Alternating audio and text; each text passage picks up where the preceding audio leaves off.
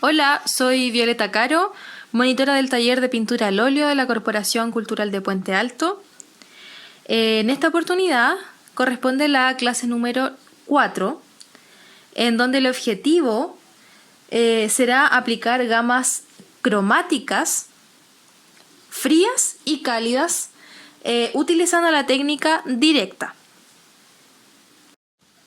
Para comenzar, tenemos que saber y entender qué son las gamas cromáticas y por qué se definen de esa manera.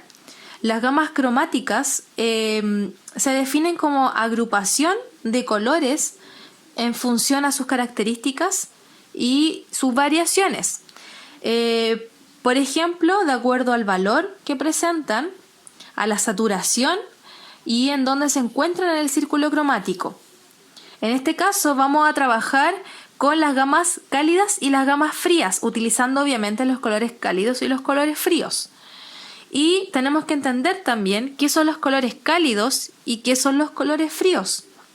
Los colores cálidos los vamos a entender como los colores que transmiten una sensación térmica de calor y que se pueden asociar, por ejemplo, con alegría, con fuerza, valor, pasión, etc. Los colores cálidos son los colores que transmiten una sensación térmica de frío y que se pueden asociar, por ejemplo, con calma, con serenidad, con quietud, etc. Y ¿por qué se ubican o por qué se clasifican, ¿cierto? En este lado los colores fríos y en este lado los colores cálidos, y tiene que ver principalmente por el porcentaje en las mezclas. Por ejemplo, en este espacio se ubican todos los colores cálidos porque los colores en su mezcla, ¿cierto?, en su composición, tienen un porcentaje mayor al 50% de lo que es el magenta y el amarillo, que en este caso serían los primarios. En el caso de los colores fríos, la composición de estos colores tiene un porcentaje mayor o superior al 50% de lo que es el color azul, que en este caso sería el primario. Por lo tanto, los colores fríos, en este caso, parten desde el violeta hasta el verde. Y los colores cálidos partirían entonces desde el amarillo hasta el magenta. Y ahí, ¿cierto?, en este círculo cromático se dividirían los colores fríos y los colores cálidos. Vamos a observar algunos ejemplos en pinturas y cómo estas, por ejemplo, poseen las gamas cálidas o las gamas frías. En este caso, acá en los girasoles de Vincent van Gogh hay 3 variaciones que podemos observar, y en las 3 variaciones predominan las gamas cálidas. Podemos ver que en el fondo, por ejemplo, de estas 2 pinturas, en las hojas, ¿cierto?, en las ramitas de los girasoles, encontramos colores fríos igual, que serían el verde y el azul. Pero, si bien, claro, pueden estar presentes en esta obra, lo que predomina en mayor cantidad, en este caso, serían los colores cálidos como el amarillo y el anaranjado. Por lo tanto, estas 3 pinturas están utilizando gamas, ¿cierto?, cálidas, aunque exista colores fríos entre medio. En este caso de acá, un ejemplo de una pintura de Paul Gauguin, podemos observar colores cálidos también que están presentes: naranjos, magentas, rojos, amarillos. Podemos observar también un porcentaje muy pequeño de color verde, que si bien el color verde está presente en lo que se le llama las gamas frías, en este caso este verde está compuesto en mayor cantidad de amarillo que de azul. Por lo tanto, acá, por ejemplo, predomina más como color cálido, ¿ya? Por lo tanto, la pintura en sí predomina la gama cálida. Acá otros ejemplos. Esta es otra variación de la pintura de Vincent van Gogh, que también es de los girasoles. Y podemos observar que en este caso completamente es amarillo. Las hojas, por ejemplo, se observan, ¿cierto?, que son de color verde, pero lo que mayor predomina en este caso sería el color amarillo, por lo tanto está pintada en una gama cálida. El ejemplo de acá, que es de gas, podemos observar que la pintura está utilizando, ¿cierto?, colores cálidos como el anaranjado, rojos y en este caso colores tierra, ¿ya? Por lo tanto, la gama que está utilizando esta pintura serían las gamas cálidas. A diferencia de estas pinturas que están en gamas frías. Este ejemplo utiliza, por ejemplo, el azul y verde. Por lo tanto, estos dos colores, ¿cierto?, que predominan, que son colores cálidos, hacen que esta pintura, ¿cierto?, dé la sensación térmica de frío, quizás de soledad, de serenidad, de quietud, etc. Esta pintura es de Pablo Picasso. Acá tenemos dos ejemplos también de colores fríos, ¿ya? En este caso, el color que mayor predomina es el azul. Existe el color amarillo que está presente, pero es muy mínimo la cantidad que existe. Por lo tanto, el color que mayor predomina en este caso sería el azul, la gama de azules, que podemos ver que está mezclada o con blanco o con negro, y existen algunas variaciones que obviamente dan verde entre medio en la parte del agua, que es obviamente la mezcla que se genera del azul con el amarillo. Por lo tanto, esta pintura en general está pintada, ¿cierto?, en una gama fría. Este ejemplo de acá también podemos observar el color verde, el color azul. Podemos observar también que existe amarillo, que el amarillo, ¿cierto?, sería un color cálido, pero lo que predomina en mayor cantidad serían los colores fríos. Por lo tanto, esta pintura está utilizando, ¿cierto?, la gama fría. En esta oportunidad vamos también a trabajar con una técnica que se denomina técnica directa, y que trabajaban mucho los artistas impresionistas y postimpresionistas. Y bueno, los artistas que fueron posteriores a estos movimientos artísticos. Esta técnica, también denominada técnica a la prima, que significa a la primera, lo trabajaban mucho estos artistas debido a que es una técnica muy rápida en donde se trabaja húmedo sobre húmedo. ¿Por qué trabajaban estos artistas o comenzaron a trabajar los artistas impresionistas? Porque ellos comenzaron a trabajar al aire libre. Comenzaron a pintar al aire libre, por lo tanto, al pintar al aire libre, lo que principalmente ellos pintaban eran paisajes. La luz del sol, ¿cierto?, iba cambiando, iba variando de acuerdo al horario en que se encontraban del día, por ejemplo. Por lo tanto, como variaba tan rápido la luz en los objetos, en el paisaje, ellos tenían que pintar muy rápido. Por lo tanto, esta técnica a ellos les venía muy bien para trabajar rápidamente las variaciones de color. Pero también esta técnica directa puede demorar, no sé, 1 o 2 días, de acuerdo a lo que ustedes vayan avanzando. La idea obviamente es que no se seque solamente, ¿ya? Ustedes pueden ir trabajando durante varios días el ejercicio que vamos a hacer a continuación. La idea es que no se vaya secando. Siempre tener presente que tienen que trabajar húmedo sobre húmedo. Aplicando diversas pinceladas que pueden ir, notándose, por ejemplo, con algunos pinceles que tienen que ser de cerda más gruesa, como este ejemplo, o pinceles de cerdas más finas, que son los sintéticos, en donde la pincelada no se va a notar mucho, pero sí, por ejemplo, ahí tienen que ir trabajando inmediatamente lo que son las luces, las sombras, todo al mismo tiempo, ¿ya? Y en donde el dibujo no es tampoco tan analítico, no hay que analizar mucho en la estructura de los objetos, se puede ir dibujando inmediatamente sin analizar tanto la construcción de cada objeto, sino que a partir de manchas ir construyendo.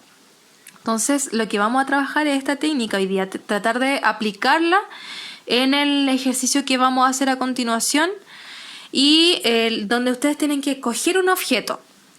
Y a continuación les voy a mostrar qué tipo de objetos pueden ustedes escoger para que sea más fácil para ustedes.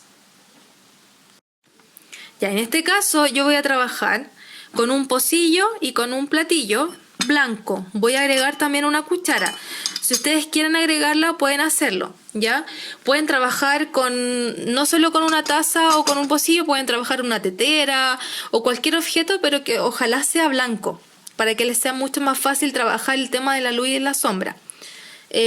Porque van a agregar a este objeto luz artificial, que podría ser desde una lámpara que ojalá esté fija, para que ustedes puedan alumbrar también y puedan diferenciar las luces y las sombras de manera mucho más fácil.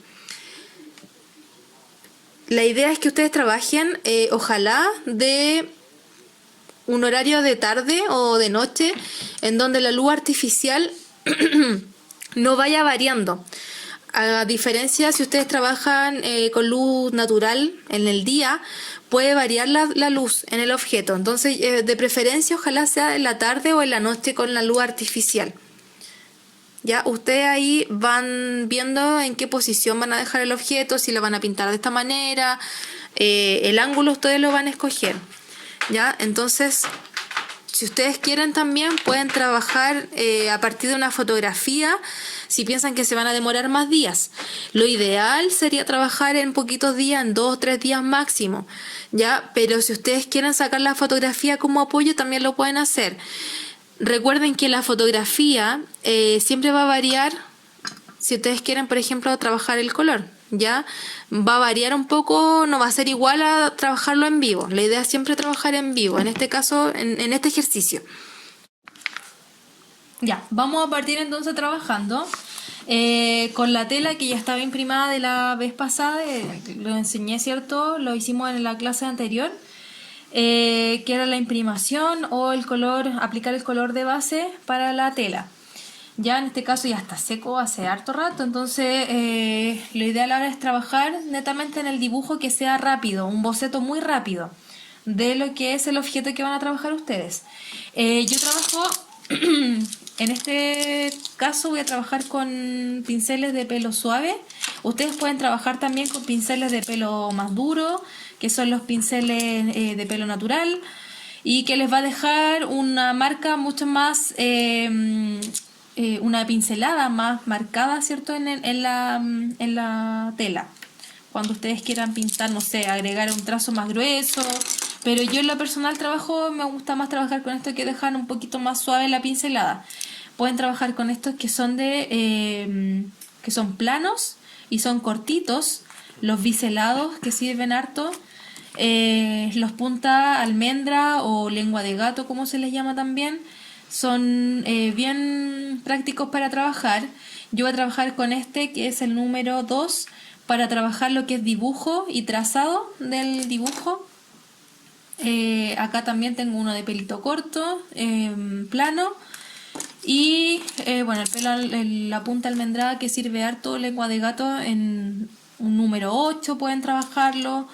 Bueno, ahí depende de ustedes cómo les es más fácil trabajar con qué pinceles, pero lo ideal, si ustedes quieren tener una terminación un poco más suave, más fina de las pinceladas, lo ideal sería trabajar con estos pinceles.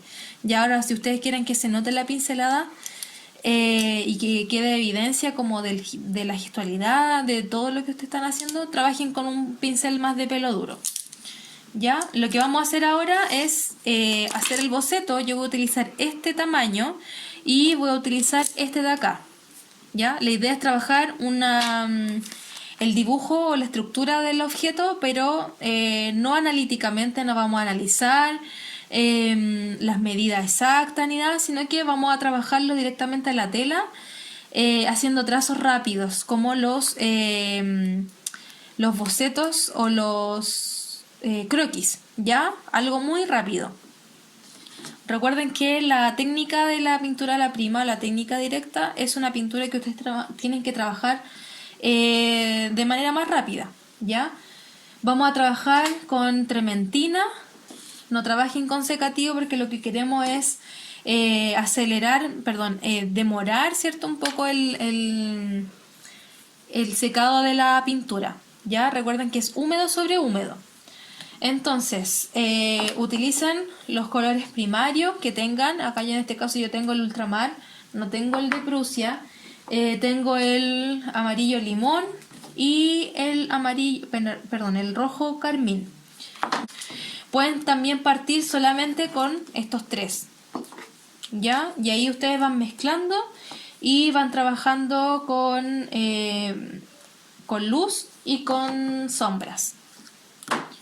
Ya, entonces lo que vamos a hacer ahora es trazar rápidamente lo que es el dibujo. Ya, para comenzar a trabajar en el dibujo, yo voy a utilizar el sombra natural diluido con trementina. Y como yo ya les mostré el objeto que voy a trabajar yo, que es como un pocillo con un platillo. Por lo tanto, en este caso yo voy a hacer figuras geométricas que serían como óvalos, ¿ya? Ustedes pueden trabajar de acuerdo a su objeto que escojan, en qué figura geométrica lo pueden encajar.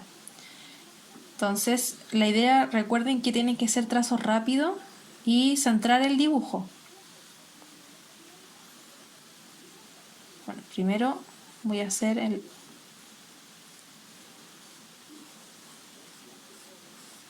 óvalo.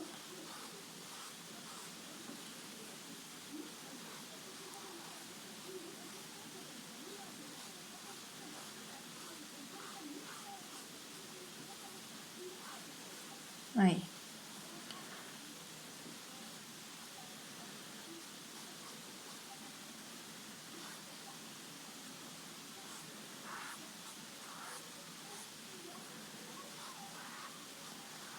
Cuando ustedes trabajan directamente con la pintura, dibujando, si se equivocan, no importa, porque ustedes tienen que tener un pañito con trementina y van borrando si se equivocan, para no tener tanto trazo encima de la tela.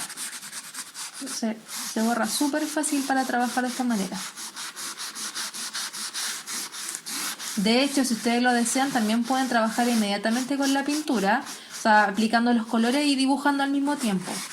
Pero si para ustedes es mucho más fácil dibujar primero, hacer el dibujo, también se puede para comenzar a trabajar. Ahí.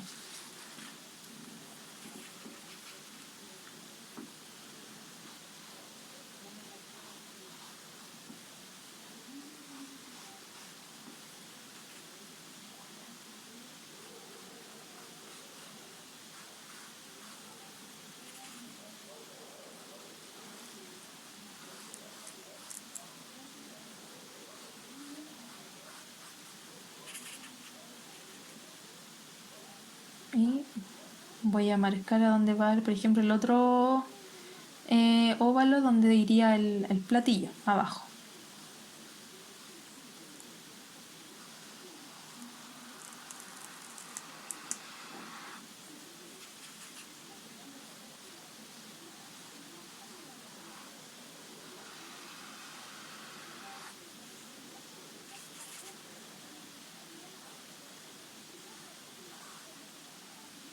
Y puedo ir marcando también encima, porque después esto yo lo borro, para yo ver bien completamente dónde iría, por ejemplo, si fuera transparente el pocillo, cómo iría el platillo.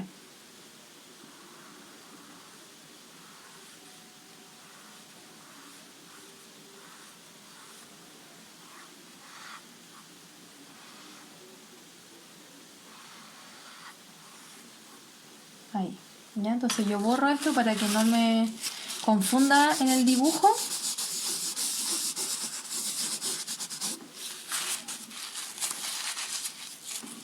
Y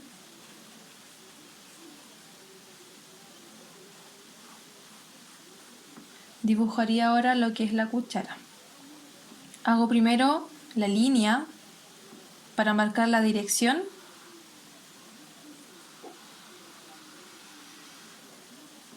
Ahí. Y ahora trabajo en el dibujo.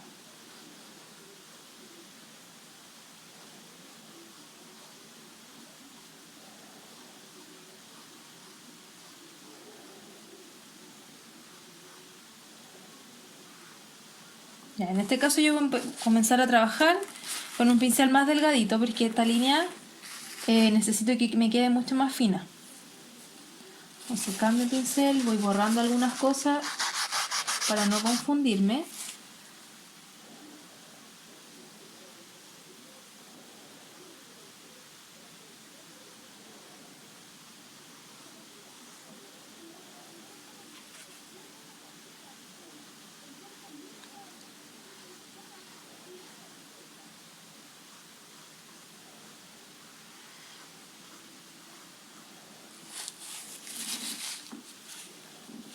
Ya, aquí, por ejemplo, quedó muy recta la cuchara, entonces yo le voy a dar la curvatura acá.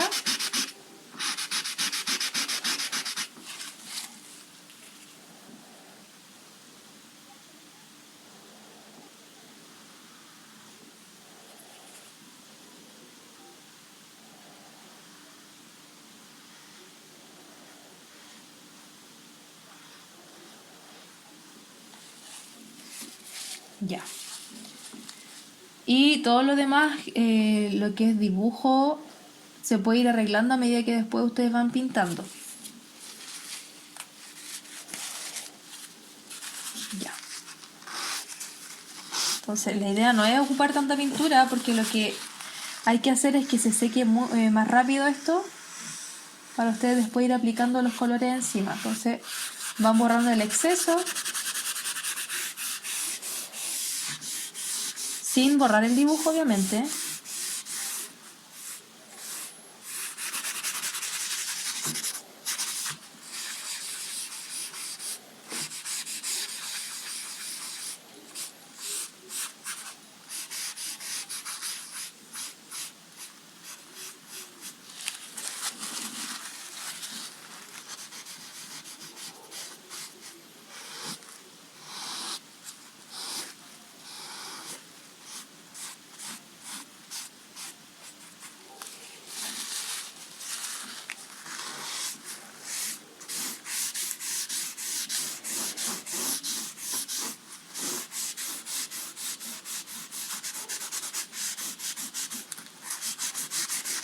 Acá me di cuenta que la cuchara está desproporcionada con lo que es el plato, entonces lo voy a achicar.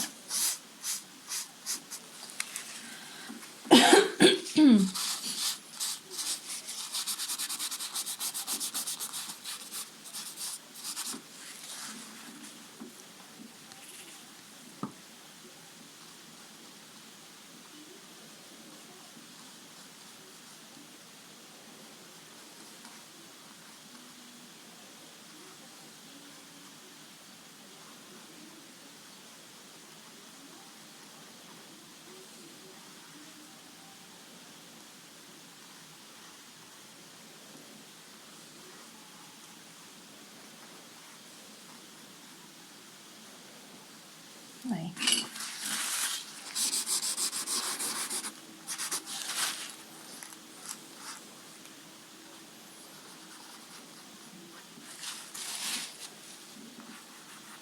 Ya, entonces lo que voy a hacer después es marcar el eje de simetría en la composición, ya no en la taza, sino que en la composición, en el espacio, voy a marcar la mitad.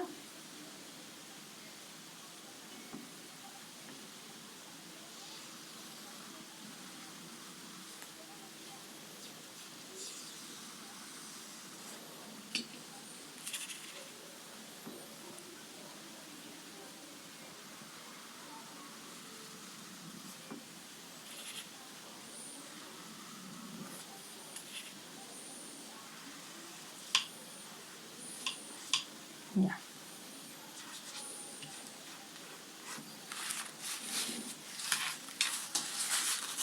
Y acá ustedes escogen qué parte va a quedar en gama fría y qué parte va a quedar en gamas cálidas. Ahora voy a comenzar a aplicar el color en el fondo y voy a escoger colores obviamente de gamas cálidas, y lo que yo quiero es primero resaltar lo que es el objeto principal. Por lo tanto, el objeto, la pintura de atrás, el color de fondo, no lo voy a resaltar tanto. No va a ser tan claro como lo que va a ser aquí. Por ejemplo, yo voy a ocupar un color amarillo y algunos gamas de amarillo. Atrás, yo lo que voy a hacer, lo que estoy haciendo ahora es un color un poco anaranjado, ¿ya? Y yo puedo ir mezclando. La idea acá, ustedes libremente pueden ir mezclando colores, siempre y cuando sean predominantes la gama cálida. Recuerden que también en este espacio de gamas cálidas pueden trabajar algunas partes con colores, por ejemplo, verdes, azules, violetas, pero que no predominen en su mayoría dentro del espacio. Entonces, acá, como yo ya les comenté, los pinceles que van a dejar que la pincelada mucho más marcada son los pinceles gruesos de pelo sintético, pelo natural, que son de pelo duro. Entonces esos los van a ayudar a trabajar quizás la pincelada más marcada. Si no quieren que se note tanto y que quieren que sea una pincelada mucho más fina, que se una un poco más con la otra, que tenga transición en los colores, trabajen con estos pinceles. Ya yo voy a trabajar en ese sentido con esta técnica. Entonces,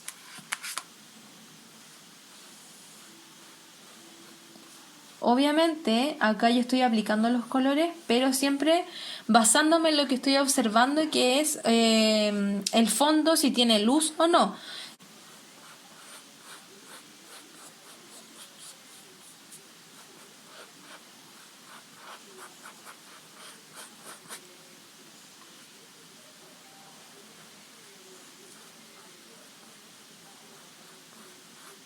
Y acá en esta parte yo voy a agregar un poco más de luz, porque acá se observa en mi ejemplo un poco más de luz en esta zona. Entonces acá yo voy a ir agregando más luz.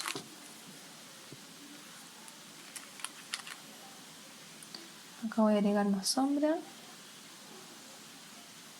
Pueden agregar el color directo, el rojo carmín. En este caso yo estoy trabajando con este color.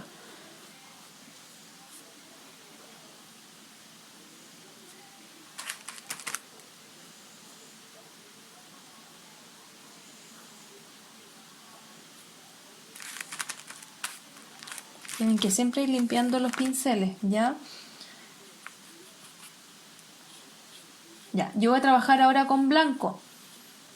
Igual sirve trabajar con blanco porque es lo que va a dar la luz en la pintura.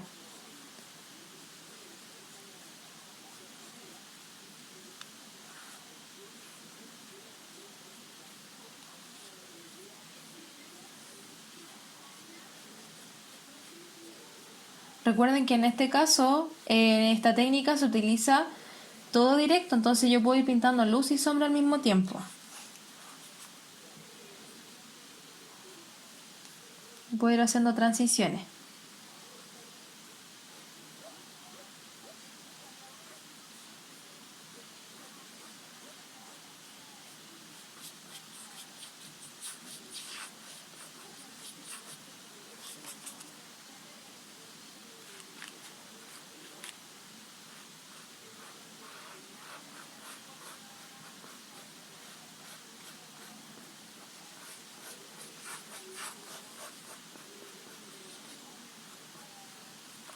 Y ahora voy a mezclar el rojo, voy a hacer gamas de rojo, pero voy a aplicar, por ejemplo, un poco de azul, y que en este caso en mucha menor cantidad.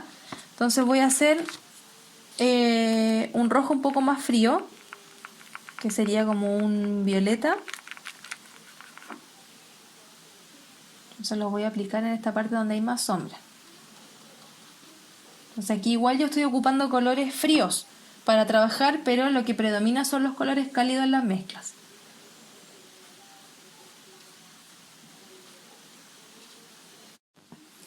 Acá ya terminé el ejercicio, la parte de las gamas cálidas.